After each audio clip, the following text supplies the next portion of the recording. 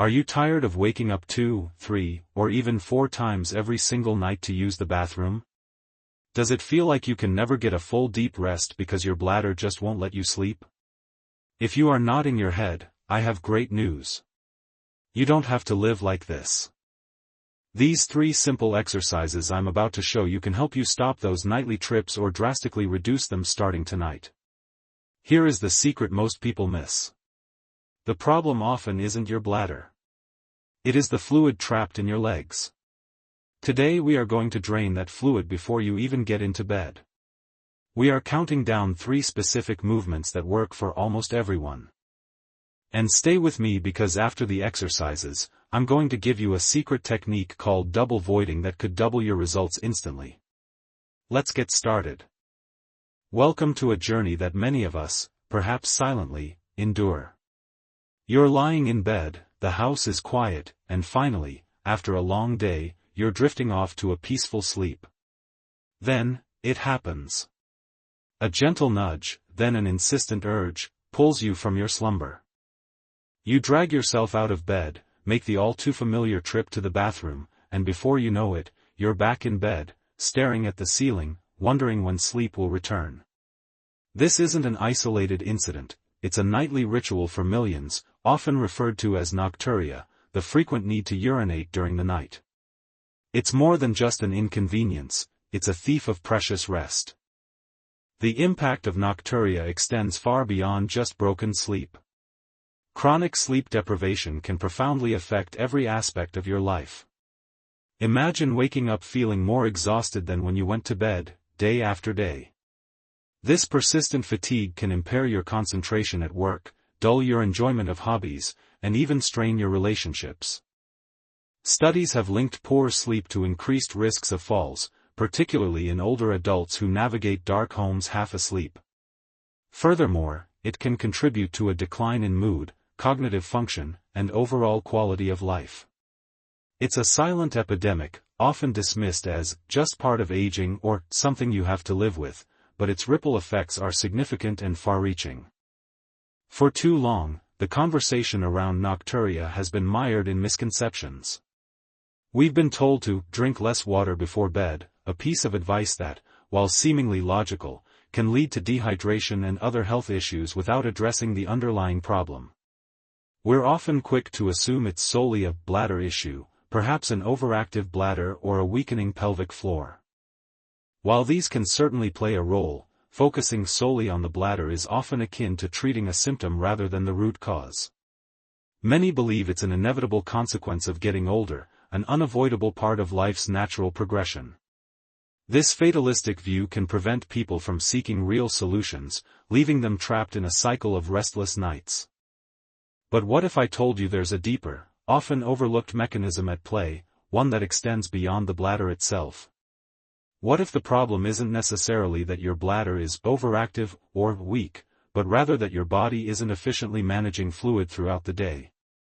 Our bodies are incredible systems of fluid balance, and sometimes, for various reasons, fluid can accumulate in the lower extremities during the day. When you lie down at night, gravity shifts, and this pooled fluid begins to circulate back into your core, increasing the workload on your kidneys and, consequently, your bladder. It's a systemic issue, a subtle dance of fluid dynamics and body mechanics that often goes unnoticed. In this series, we're going to demystify Nocturia and arm you with practical, evidence-based strategies to reclaim your nights. We'll explore simple, effective exercises and techniques that target these often ignored fluid dynamics and muscle mechanisms. You'll learn how to help your body manage fluid more efficiently, reduce nighttime urination, and significantly improve the quality of your sleep. This isn't about invasive procedures or medications, it's about empowering you with knowledge and tools to make a real difference in your life. Get ready to transform your understanding and experience of sleep, starting tonight. Welcome back, friends. In our last segment, we touched on the common frustration of nighttime urination. Now, let's pull back the curtain and unravel the fascinating secret behind why our bodies often betray us with those untimely bathroom trips. It's not just about drinking too much water before bed, it's a deeper story involving the incredible mechanics of our own physiology, specifically how our body handles fluids and the unsung heroes that help manage it, our muscles. Think about your day. Most of us spend hours on our feet, sitting at a desk, or just generally upright. Gravity, that ever-present force, is constantly at work, subtly pulling fluids down into our legs and ankles. This is a natural process, and our cardiovascular system, with its intricate network of veins, is designed to counteract it. However, throughout the day, a certain amount of fluid does accumulate in our lower extremities. It's like a slow, steady tide rising in your legs, often unnoticed until nightfall. Here's where the secret truly begins to unfold. During the day, as we walk, move, and engage our legs, our calf and thigh muscles act like powerful pumps. Every step, every flex, every contraction squeezes the veins deep within our legs, pushing that accumulated fluid back up towards our heart, where it can be properly processed and eliminated by the kidneys. This constant muscular action is vital, a daily detoxification process that prevents excessive fluid buildup. It's an elegant dance of biology and movement. But what happens when we settle down for the night? We lie horizontally, and suddenly, the playing field changes. Gravity is no longer pulling fluids downwards. Instead, the fluid that has pooled in our legs throughout the day now has an easier path to return to the bloodstream. Without the active, pumping action of our leg muscles, this return flow happens primarily when we are at rest. As this fluid re-enters our general circulation, our body interprets it as an increase in overall fluid volume. Our kidneys, those diligent filters, detect this excess fluid and respond precisely as they're programmed to do, by producing more urine to remove it. This is why you often find yourself waking up multiple times to use the bathroom. It's not that your bladder is suddenly shrinking, it's that your body is working overtime to excrete the fluid that's spent all day gathering in your legs. The weaker or less active your leg muscles are, the less efficient this daytime pumping mechanism becomes, leading to more significant fluid pooling and, consequently, more trips to the bathroom at night. So, the secret isn't a medical mystery but rather a beautiful, logical consequence of our anatomy and lifestyle. Understanding this mechanism empowers us to take action. It shifts our focus from simply reducing fluid intake to actively enhancing our body's natural fluid management system.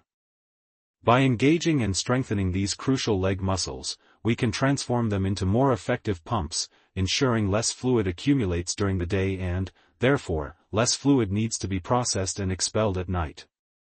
This isn't just about reducing bathroom breaks, it's about reclaiming your sleep and improving your overall well-being. Welcome back to our journey towards a more restful night and healthier body. In our previous sessions, we've uncovered the mysteries behind nocturia and why our bodies sometimes hold on to fluids more than they should. Now, it's time to take action with a simple yet incredibly effective tool, the foot roller. This isn't just about massaging tired feet, it's about activating a crucial pump in your body that often gets overlooked. Imagine your feet as the very foundation of a magnificent building, your body. If the foundation isn't stable or efficient, the whole structure can suffer. The muscles and tissues in your feet and lower legs play a vital role in circulation, acting as a peripheral heart to help pump blood and lymphatic fluid back up towards your core. When these muscles are tight or inactive, this pump becomes sluggish, leading to fluid accumulation, especially in your lower extremities, which can contribute to that unwelcome urge to wake up and visit the bathroom at night. So, let's dive into the proper technique for using your foot roller. First, find a comfortable, seated position. You can be on a chair, a sofa, or even on the floor with your back supported. Place the foot roller on the floor in front of you. Begin by placing one foot on the roller, right in the arch. The key here is gentle pressure. You're not trying to crush your foot, you're inviting the muscles to relax and activate. Slowly roll the roller back and forth from your heel to just below your toes, paying special attention to any tender spots. Breathe deeply throughout this process. This isn't a race, it's a conversation with your body, encouraging it to release tension and improve circulation. Do this for 1 to 2 minutes per foot. Now, let's talk about common mistakes and how to avoid them. The first common error is applying too much pressure. Remember, pain is not gain here. If it hurts, ease up. You should feel a deep, satisfying pressure, not sharp pain. Another mistake is rushing through the exercise. Speed defeats the purpose of gentle activation and releasing tension. Take your time, feel the roller under your foot, and connect with your body. A third common oversight is neglecting the entire foot. Don't just focus on the arch, make sure to roll across the ball of your foot and even gently along the sides if that feels good. The goal is comprehensive activation and release. Finally, remember consistency is your best friend. Incorporate this simple foot roller exercise into your daily routine, perhaps while watching TV, reading a book, or even while working at your desk. It's a small investment of time that can yield significant returns in terms of improved circulation, reduced fluid retention, and ultimately, fewer nightly trips to the bathroom. By nurturing your feet, you're nurturing your entire circulatory system and paving the way for more peaceful, uninterrupted sleep. Give it a try, and feel the difference. Hello again, and welcome back to our journey towards a more restful night. If you've been following along, you know we're peeling back the layers on Nocturia, that annoying nighttime urge to pee, and uncovering simple, yet powerful ways to reclaim your sleep. We've already explored the magic of the foot roller, and now, we're ready to introduce you to another unsung hero in our fight against fluid retention, the chair squat. Don't let the name fool you, this isn't just about building strong legs. It's a gentle, accessible movement that plays a crucial role in activating your body's natural, fluid pump, helping to redistribute that excess fluid from your legs and feet back into circulation, where it belongs.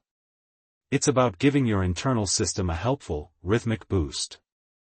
Imagine this, throughout your day, especially if you spend a lot of time sitting or standing, gravity is constantly pulling fluid downwards. Your body's clever design includes a network of muscles, particularly in your lower body, that act like mini pumps. When these muscles contract, they gently squeeze the veins and lymphatic vessels, pushing fluid back up towards your heart.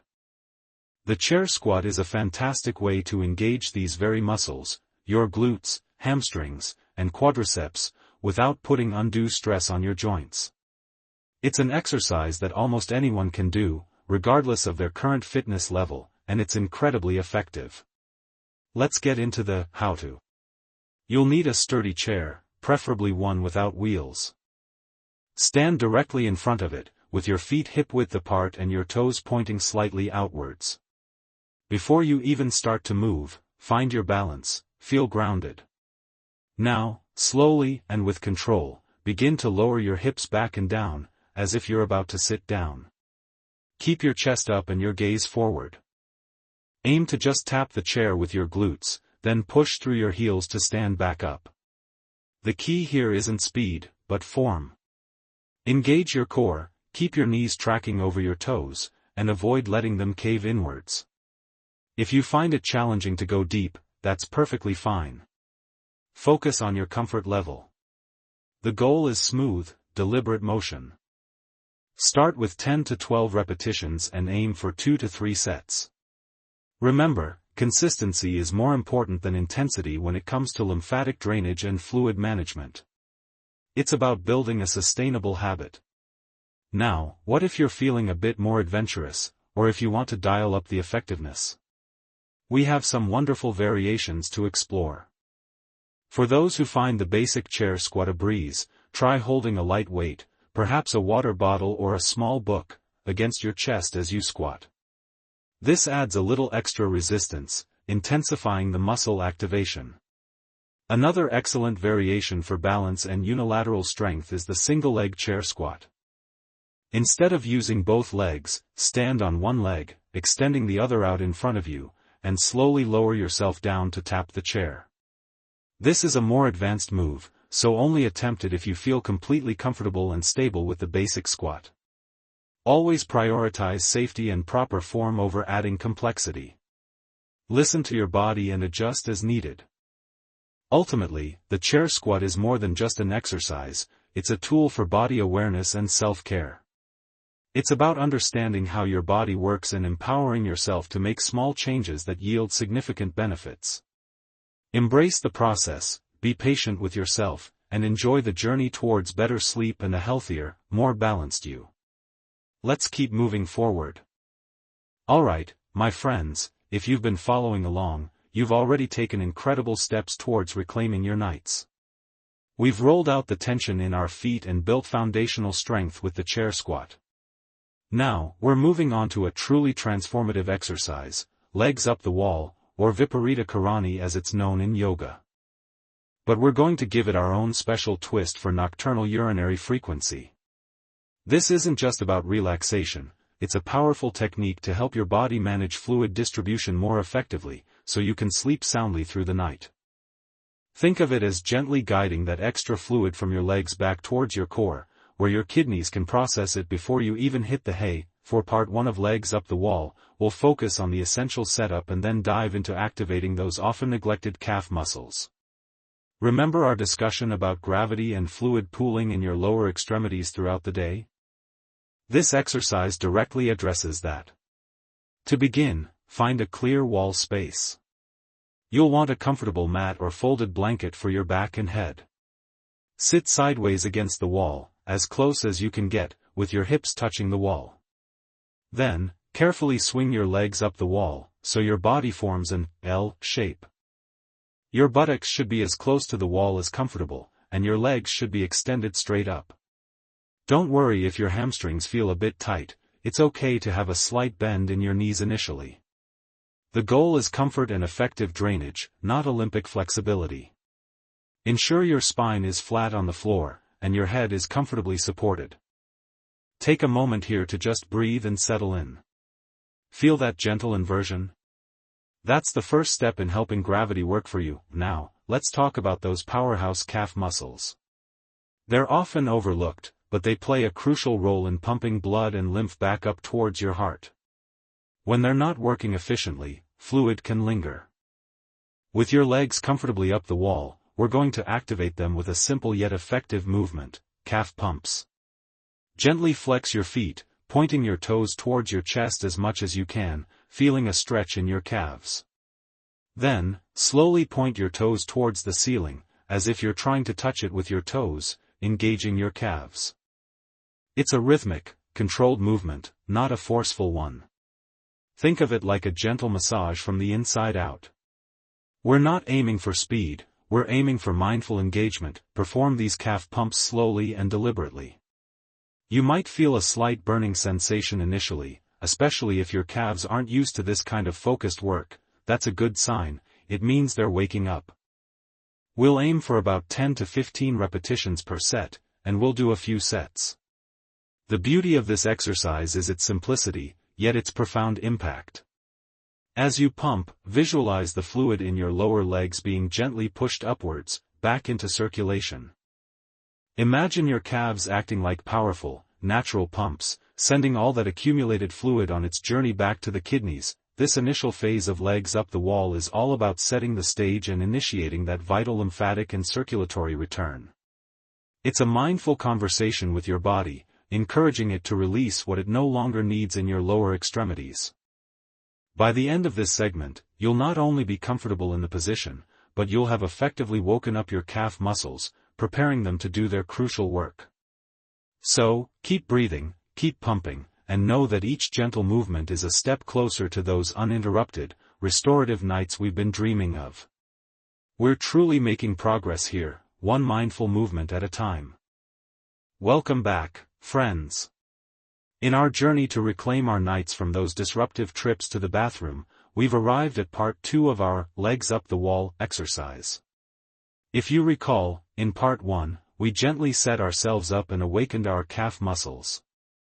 Now, we're diving deeper into some incredibly soothing and effective techniques that will further help in circulating that fluid away from your legs and back into your system.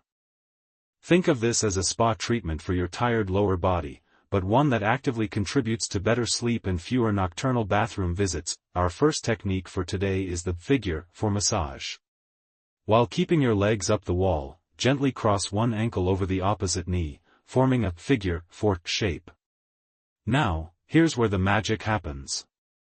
Use your hands to gently massage the gluteal muscles and the hip area of the raised leg. Imagine you're gently coaxing any stagnant fluid upwards, encouraging lymphatic drainage. This isn't about deep tissue pain, it's about a tender, rhythmic pressure.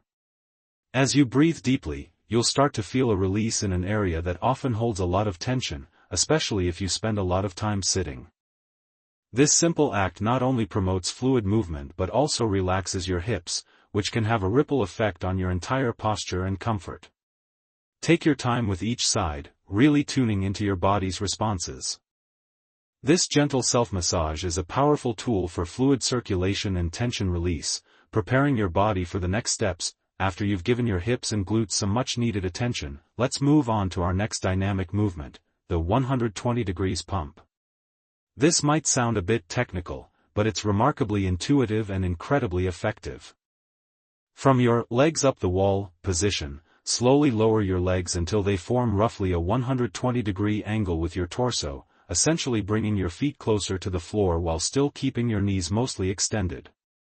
Don't worry about measuring with a protractor, aim for a comfortable, extended stretch where you feel a gentle pull through your hamstrings and calves. Now, here's the pump action. Gently, and with control, push your heels back up the wall, returning to the starting 90-degree position. Then, slowly lower them back down to that 120-degree angle. This isn't a fast, jerky motion. Think of it as a slow, deliberate, pumping action. Each time you lower your legs, you're encouraging gravity to assist in drawing fluid away from your lower extremities. And as you lift them back up, you're gently engaging your leg muscles, creating a subtle internal compression that further aids circulation. This rhythmic movement is a fantastic way to activate the muscle pumps in your legs without putting undue strain on your joints. It's a beautiful dance between gravity and muscle activation, designed to efficiently move fluid. Aim for 8 to 10 repetitions, feeling the fluid gently flow. Once you've completed your 120 degrees pumps, it's time for perhaps the most liberating part of this sequence, the shakeout.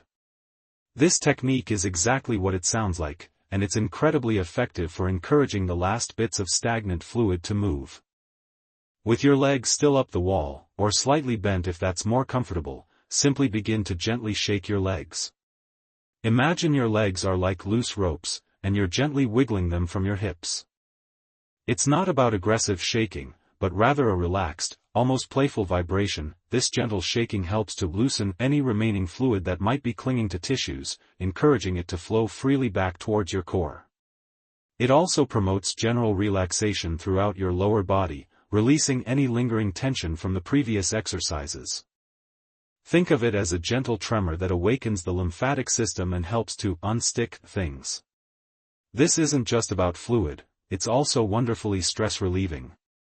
Many people find this part incredibly satisfying, almost like a reset button for their legs. Let go of any rigidity and just allow your legs to be free and light. Continue for about 30 seconds to a minute, or until your legs feel pleasantly tingly and refreshed. It's a simple yet powerful way to cap off the active phase of this exercise, leaving your legs feeling light and revitalized. Now that we've explored the figure 4 massage, the 120 degrees pump, and the shakeout, let's talk about bringing these elements together for maximum benefit. The beauty of the legs up the wall exercise, especially with these additions, lies in its holistic approach. It's not just about passively elevating your legs, it's about actively engaging your body in a gentle, supportive way to combat fluid retention and improve circulation. When you perform these movements, remember to pair them with deep, conscious breathing. Inhaling deeply fills your lungs, and as you exhale, imagine the fluid draining away from your legs and out of your system. Deep diaphragmatic breathing significantly enhances lymphatic flow, working in tandem with the physical movements. This synergy is key. Don't rush through the sequences, instead, embrace the slowness, the mindfulness, and the intentionality of each step. This isn't just an exercise, it's a meditative practice that offers profound physical benefits. Allow yourself to fully relax into the position, feeling the gentle pull of gravity and the subtle activation of your muscles.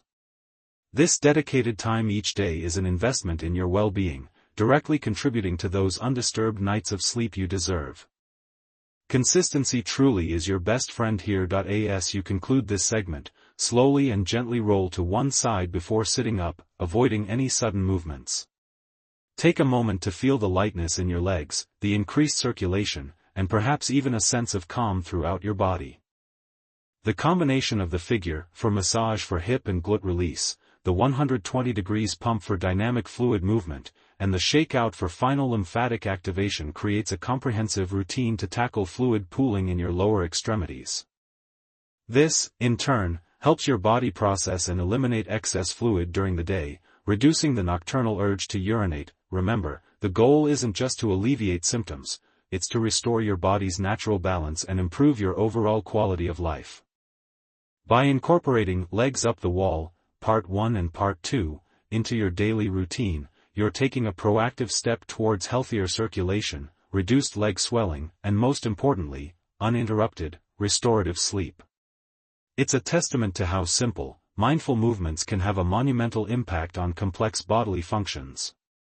Keep practicing, stay patient, and enjoy the profound benefits of these gentle yet powerful techniques. Sweet dreams, my friends, and enjoy your uninterrupted nights. Welcome back.